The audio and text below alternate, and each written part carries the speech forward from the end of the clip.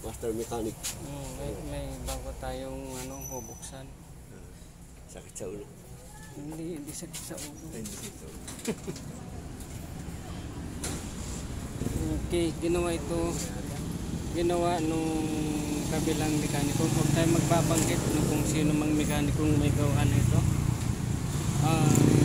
Okay naman daw yung gawa, kaya lang kasi yata sila nagkasundo sa presyo. Parang namahalan yata itong rent natin.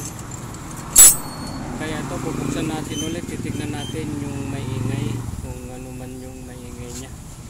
Marami siyang napalitan dito na hindi naman sira, kaya titignan natin yung iba pang sira niya, kung mayroon pang sira o kunti na lang yung sira. Bubuksan na natin yung mga kapwa natin mekaniko minsan dyan. Kahit na hindi sira, napapalitan yung pyesa.